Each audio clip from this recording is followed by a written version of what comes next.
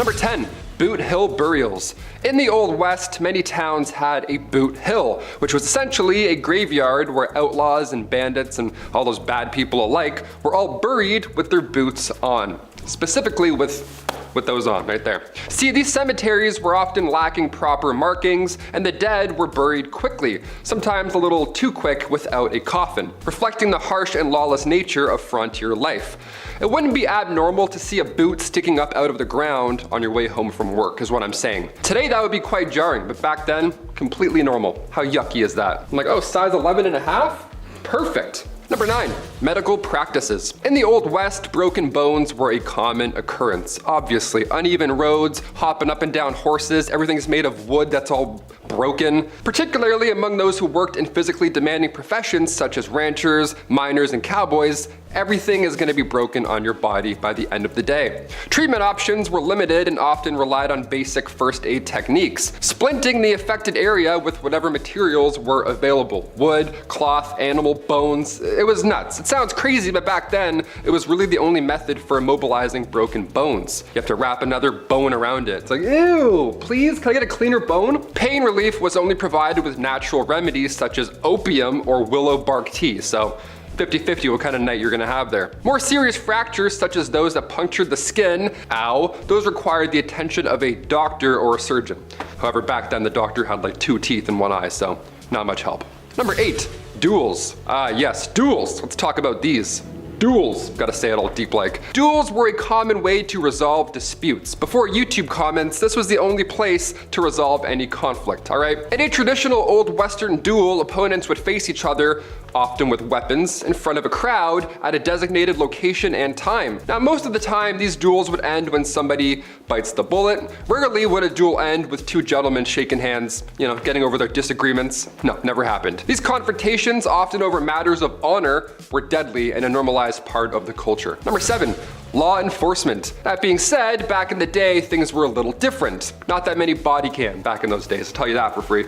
With a lack of formal law enforcement, communities often took justice into their own hands. They're like, oh yes, all 17 of us, we've decided, you're out of here. Vigilante coups would form to hunt down suspected criminals, often resulting in brutal forms of punishment without a formal trial. Yeah, no judges needed, no jury duty, nothing like that. The town ended the conflict in 48 seconds. You're welcome, let's get a beer. Let's get a really disgusting beer. Number 6, public punishments. Now, when I say the town handled it, this is what I mean. We gotta go into detail here, because that's why I'm here. Public hangings were often treated as a social event, with crowds gathering to watch as if it were entertainment. How disgusting is that? They were dressed to the nines, they grabbed the whole family. People would come from miles around, sometimes with picnics, to witness this brutal punishment. Yeah, picnic. What food do you pack for a hanging? Nothing with a crunch, that's for sure. You don't want to ruin the show for the people around you. Sorry.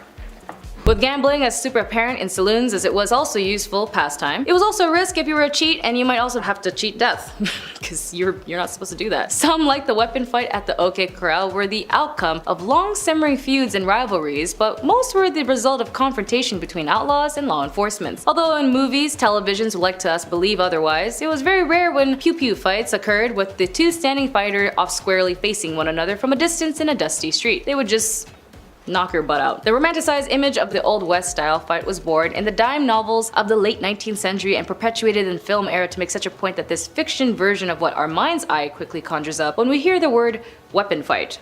You know what I mean. In actuality, the real fights of the Old West were actually so rarely civilized that yes, we might have heard some of these famed robber criminals like sharpshooters like Billy the Kid, Calamity Jane, Jesse James, and Annie Oakley. They wouldn't really wait, unlike Clint Eastwood films. It was probably more rotted than it was organized, and the Wild West saloons were also known for its culture of its violence. Weapon slingers and outlaws, as I mentioned, often frequent these establishments, and disputes were often settled with a handheld weapon fight. Even saloon owners would also provide their own weapons for their patrons, and saloons itself would become a battleground during an open firefight. Saloons would also appear in every town and were your average pit stop on a long journey, and if you're a man who hasn't seen or felt the touch of a woman in a very long time, and you can afford it, you might stop by to a certain saloon for a drink and quench whatever thirsty self you might be craving. Like a gentleman's club, most Wild West saloons catered almost exclusively to the white men in the frontier, although women could sometimes find work in the bars as dance hall girls or workers of the evening. But of course you have the madam of the house making sure the security of her girls are okay, but When it comes to money and gold rushes, it was pretty much more valuable than the average person's life. Respectable women didn't frequent Wild West saloons, but women who were less concerned about their reputations might find work there. Many saloon girls were widows and had no other means of support, or young girls who were seeking something more than working on their family farm. They wanted adventure, if you know what I mean. The girls were to dance with the men and get the men to buy them drinks, earning as much as $10 per week, which is pretty a lot for back then. Most saloon girls also made commissions from the drinks they sold, and whiskey sold to the customers were generally marked up to 30 to 60% over its wholesale price. But like all dames who worked in these type of eras, were definitely in her bag, as her status would be noted and gossiped throughout town. One famous saloon girl was also named Fanny Porter. Fanny's family arrived in Texas when she was just 1 year old, immigrating from England. Growing up as both an immigrant and the middle of the Wild West may have inspired her to enter the sporting life, as she took up the trade as a teenager and opened up her own brothel at the age of 20 in San Antonio. In some ways though, these saloons would have been another term for these women of the night to rebrand themselves as cantina girls. However, despite themselves and the services they provide, their life expectancies were actually short. In a typical night, and I'm not just talking about in case,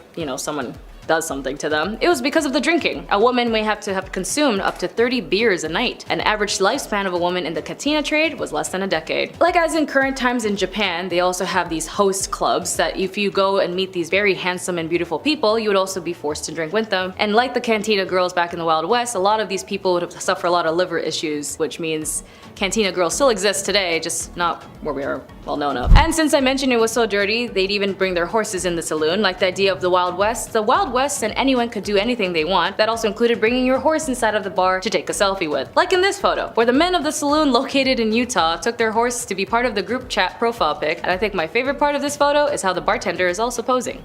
But despite how gross it was back then, even part of the historical tourist attractions, there are some saloons still open and even in operation today. Saloons like the White Elephant in Fort Worth, Texas, was one of the more than 60 Wild West saloons in the city, and at the end of the 19th century, it is actually still open today for functioning, albeit in a different building. But it still holds a lot of significance, as it holds a lot of memento, part of American Western history. Number 10. Population. Here's the thing, folks. When you do the whole slave thing, you may need more than one. Maybe two. Okay, 10 tops. No more than that. Okay, maybe like thousands. Yes, this was true of ancient Rome. While it is difficult to calculate the exact number of people who were slaves, some historians speculate that at least 10% of the population were slaves. And if that number doesn't feel right to you, it's because some say it could really be as high as 20%. That's a lot of folks. And honestly, if we're to study history and understand the mistakes of the past, well, having that many slaves means there's probably more people to join in the angry mob and the revolts, because you have slaves and people don't like that. Number 9. The act itself. I know I didn't have to tell you this, but I'm gonna tell you anyway. The act itself. Now, just an idea, and this is gonna make some corporate overlords faint, but when I say this, maybe we shouldn't put our fellow man in chains and shackles and be forced to complete hard labor for no wage, and they're treated like dirt. Just an idea. Less than dirt, actually, sometimes. Look, I know sometimes we as humans don't get along. As a Canadian, playing hockey in school always changed my behavior. I think Chris would agree with this too. We could be the sweetest students ever, but when we get out of that rink, something changes. You start seeing Stanley Cups and Maple Leafs, and probably a forced deal with a very popular coffee shop chain. But all that seething Canadian rage never made me want to treat people the way slaves were treated. What I'm getting at is, even at our worst, we would never do that. I wouldn't do that, Chris wouldn't do that, we're not gonna do that. Number 8, work to work. I guess one slightly good thing about being a Roman slave is that, well, if you could even call a good thing in that, really, is that there was a chance to work for your freedom. Literally slaving away in the hot Roman sun for years just so you can get your freedom, so you can work and sweat in the hot Roman sun for years for very little pay. And that's so great when you put it that way. I hope there's a sunscreen budget. Some slaves could buy their freedom, some were freed by their masters, and getting freed was actually a big deal, as there was sometimes a ceremony where a slave and then a public official would touch the head of the slave of the staff. Abracadabra, alakazam, wishy-washy, sloshy, poof. Magic, you're free now. So simple, right? Almost like it didn't have to happen in the first place. Huh? Number 7, second-class citizen. You may have heard this term thrown around a little bit, but becoming a citizen of Rome was kind of a big deal. Your social status kind of defined how you lived. You'd think being a slave sweating away in the Mediterranean sun wasn't bad enough. There was a lot of red tape to go with this as well. So many rules.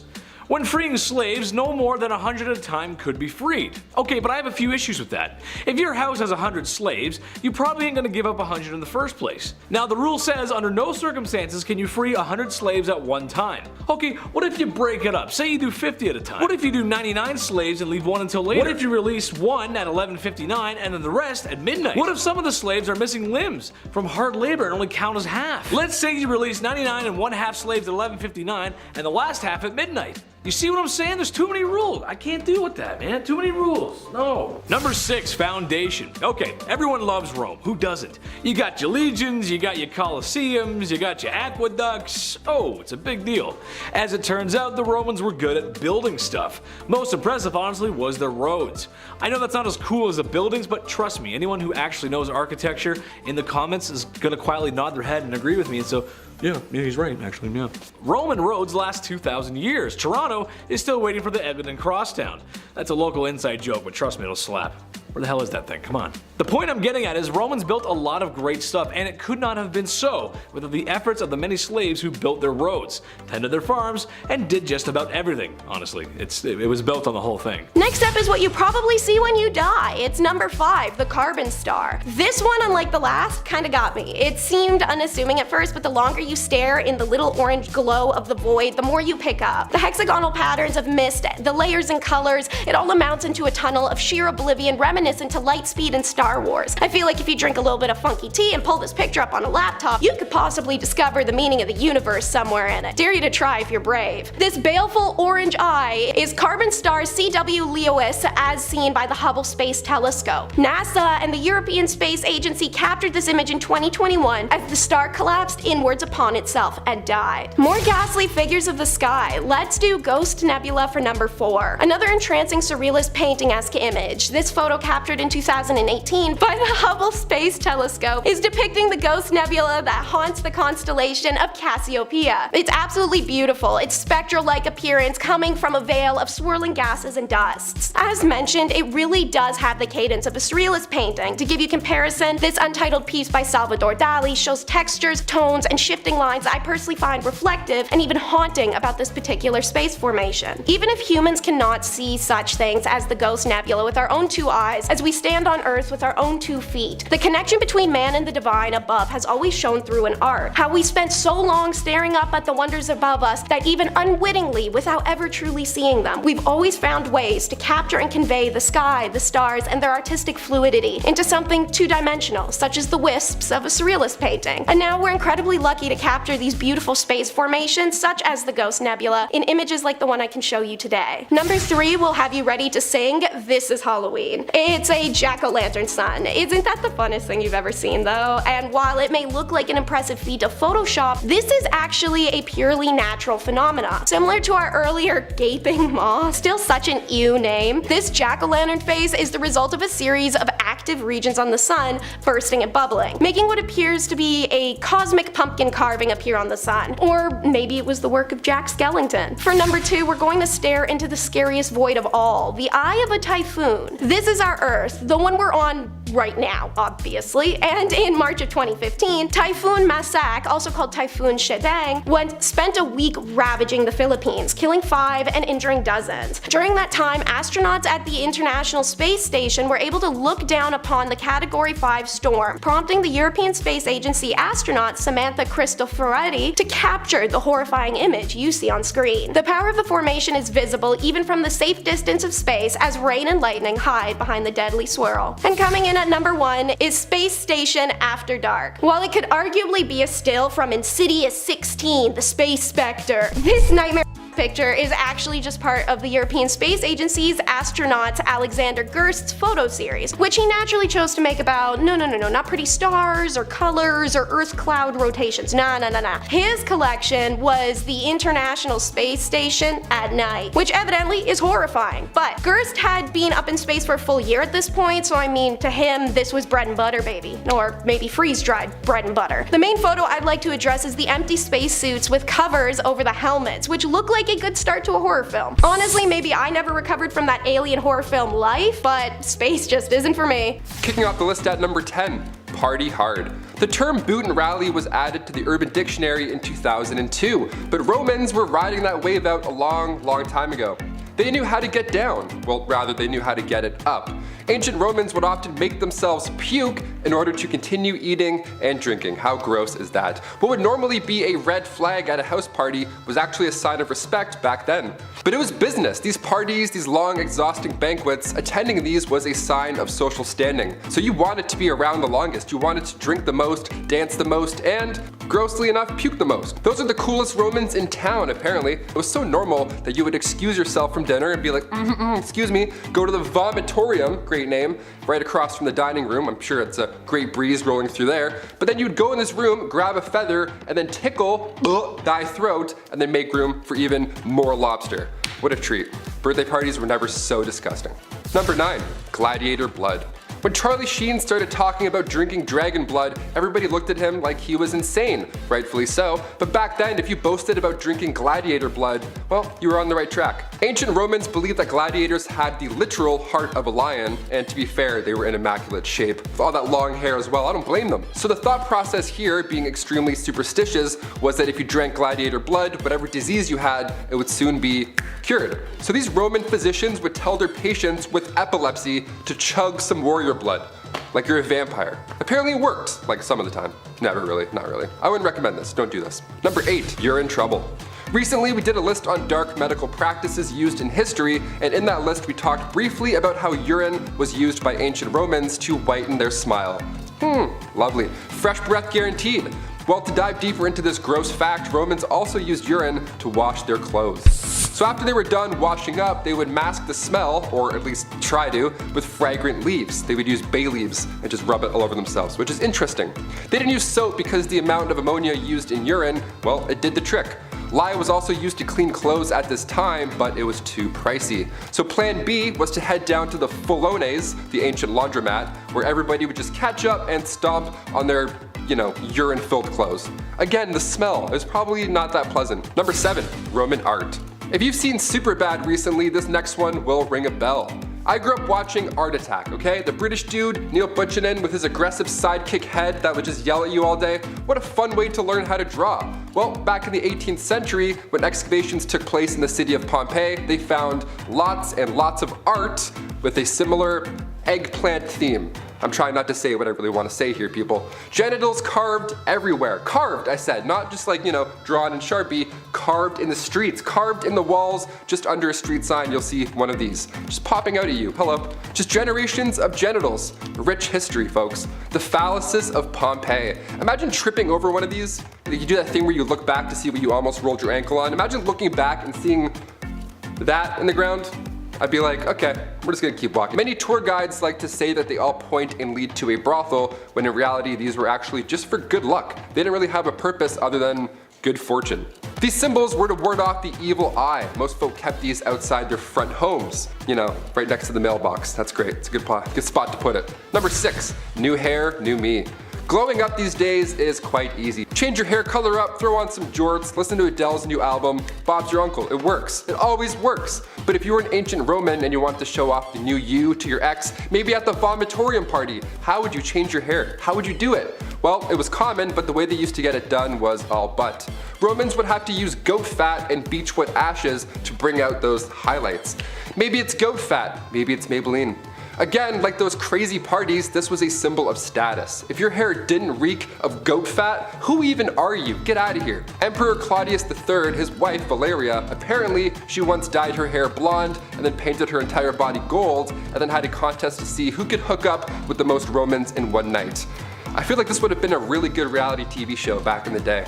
Number 5. Tyler Hadley. Everyone likes a good party selfie, including Tyler Hadley, who we can see here drinking a party cup with some friends. But what they don't know is that if they walked into the master bedroom was the killed bodies of his parents that he ended moments before the party. Tyler allegedly decided how he wanted to commit the crime a few weeks prior to committing them. He often told a friend exactly what he was planning to do at the time, noting that having a big party after a parricide had never been done before. Shortly after noon, Tyler wrote on his Facebook wall, "Party at my crib tonight. Maybe." Around 60 people attended the party at that night, and several had alleged to have noticed the smell of dead bodies. Gross. During the party, Tyler apparently told several people about what he had done. Tyler went on a short walk with a friend and Michael Mandel and confessed the crime. After returning to the party, Mandel discovered the bodies of Blake and Mary Jo in the master bedroom. Mandel did not leave the party immediately. In fact, he had continued to spend hours with Tyler and even took a selfie with him, which is what we see. 4 hours later, Mandel left the party and called the local crime hotline to report the incident, which is pretty smart on his end, because if he did something, then, Tyler would have done something to him.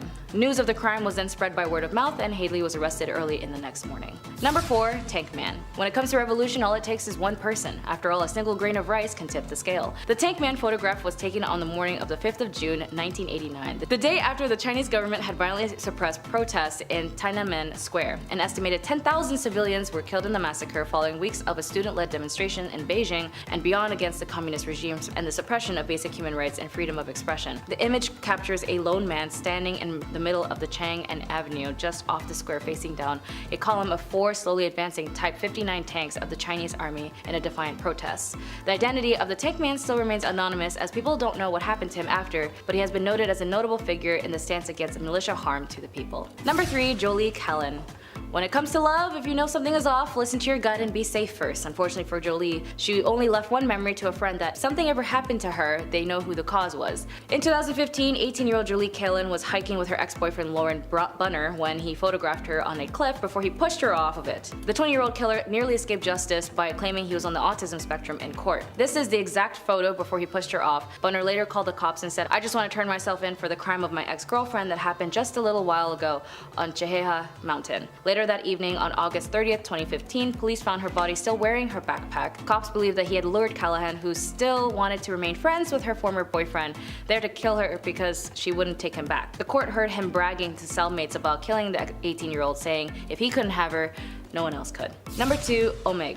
If you're lucky, you may have had some cute outing photos with your family and friends when you were younger. In this particular photo, it seems like an ordinary day with a young girl and her dad, but unfortunately it was actually moments before an explosion incident caused by the real IRA, or the Real Irish Republic Army, a provincial Irish Republican Army splinter group who opposed the IRA's ceasefire and the Good Friday Agreement signed earlier that year. The explosion killed 29 people and injured about 220 others. The red Vauxhall Calvaire containing the bomb, can I say bomb? The red Vauxhall Calvaire containing the explosion. This photograph was taken shortly before the explosion, and the camera was found afterwards in the rubble. The man and the child in the photo both survived, and the injured survivor, Marion Radford, described hearing an unearthly bang followed by eeriness, a darkness that had just come over the place. Then screams as she saw bits of bodies, limbs on the ground while she searched for her 16-year-old son, Alan. She later discovered he had been killed yards away from her after the two became separated just minutes before the blast. And finally, number 1, Andes. Personally, one of the most creepiest photo, and it actually made me feel pretty uncomfy with this one. It seems like a cool crew cut photo of just a bunch of dudes, when in reality these are the survivors of an Air Force Flight 571 crash in the Andes. Pilot Ferradas had flown across the Andes 29 times previously, and on this flight he was training a co-pilot, La Guara, who was at the controls. As they flew through the Andes, clouds obscured the mountains, and the controller in Santiago, unaware the flight was still over the Andes, authorized him to descend to 11,500 feet. The rugby players on board joked about the turbulence at first until some passengers saw that the aircraft was very close to the mountain. That was probably the moment when the pilots saw the black ridge rising dead ahead. After the crash, of the 45 people on the aircraft, 3 passengers and 2 crew members of the tail section were killed when it broke apart. The survivors had little food, only 8 chocolate bars, a tin of mussels, 3 small jars of jam, a tin of almonds, a few dates, candies, dried plums, and several bottles of wine. Eventually their friends made an agreement that if they ever died, they would offer themselves for them to eat, and so they did. The group survived by collectively deciding to eat flesh from the bodies of their dead comrades, and in the photo you can see on the right, a spine. At the end, 8 people were rescued and they lived. Number 10. The blade, the wife, and the horse? If you love something, you gotta let it go. Or how about parading your naked wife in front of your friends in the mighty Roman military? Emperor Caligula was so impressed with his wife's beauty, he just thought he had to share it, even though apparently she wasn't that attractive, and already had children with another man. Scandalous. If she had wheels, she'd be the town bike, if you know what I'm saying. As if displaying your wife's gratuitous curves isn't scandalous enough, apparently he would use very real threats as a strange way of flirting. Clearly this was a dude who's got some issues. Like for example, the one time he wanted to humiliate the Roman Senate by claiming to make his horse a consul. Although he didn't actually go through with it. Still though, this one's all sixes and nines, innit? This may have been related to a brothel caught disease. He might have had syphilis, I'm just saying. Number 9. No grain. Maximinus Thrax was like most Roman emperors. Seized power when he wanted, seized land when he wanted, pretty much did whatever he wanted. Strangely enough, however, he cut subsidies for grain. This was one of the many tactics to help up cover for increased taxes. Taxes that were imposed because he had doubled the pay of the military during constant military action. That's a lot of coins needed. Eventually the people had had enough. And ironically, his own guards poked him with spears until he couldn't be poked anymore. I'm not a military expert or anything, but if you're gonna wage war, you gotta have the money for it. It's kind of like when the ice cream truck comes around and you're counting quarters for a large chocolate cone because you're 12 and life is hard and you deserve it. I love the ice cream truck. Number 8. Red Roman. Emperor Caracalla was also like many other Roman emperors, as he was quite bloodthirsty, and honestly just a bad dude. He unalived his brother Gaeta just because he didn't like him. Good reason, I guess. Then 20,000 of his brother's followers persecuted and killed. When some good folks heard about this terrible news, and were horrified, rightfully so, I mean who wouldn't be, they too were dealt with in a non-YouTube conduct safe way. He depleted the treasury from war and let foreigners have Roman citizenship. Now I know that sounds like a good thing, but it isn't. In already trying times, it completely messed up Roman societal culture. In a sense, fire is good. It allows us many things. But Caracalla threw a whole jerry can of gasoline on the fire by doing that. When your society is built on one thing, perhaps it's a good idea to not totally flip that upside down overnight, as quick decisions like that lead to quick downfalls. Just saying though, just saying. Number 7. The light of my life. Emperor Nero was straight up just not a cool guy. This whole list could be about him, but I'm here to make you laugh, not horrify you with the horrors of Pax Romana. Nero, like most emperors, was very wealthy, the kind of wealth that only people who shop at Whole Foods can understand. As it turns out, there was a fire in Rome at the time. Burned for a long time, pretty big deal. Who started the fire?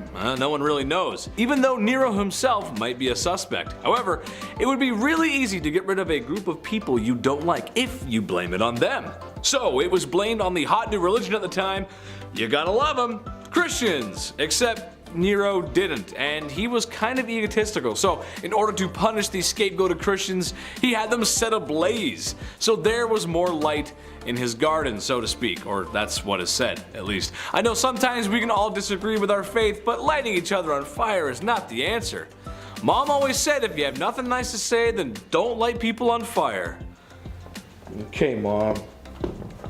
Number 6. Not so Hercules. Commodus was like many other emperors in thinking that he was very close to the gods, but Commodus thought he was a Greek god, a reincarnated Hercules to be exact. So much so that he would often take up a role as a gladiator, which a lot of Romans thought was scandalous as a leader. A leader shouldn't be dealing with the barbarians at our gates and other lands that were persecuting and invading and taking over, rather than performing in blood sports. It was thought that this was below the office of the emperor. Rumors began to stir that because of his love for the arena, he may not be the royal bloodline claimed to be. When in the arena, his adversaries always surrendered, so he always won. In return, he wouldn't kill them, to be fair, just scarred them, as it was seen to be a good thing to be bested by the emperor and then to leave with a mark. Sure, we'll go with that. Apparently, they also brought animals in for him to slaughter in the arena for entertainment. Eventually, people had enough of him wasting time and money playing gladiator games, and he was strangled by his coach. Oh, hey coach, I'm ready for the next match. How you doing? Hey, why are you looking at me like that, man? What's wrong? And what's that rope for?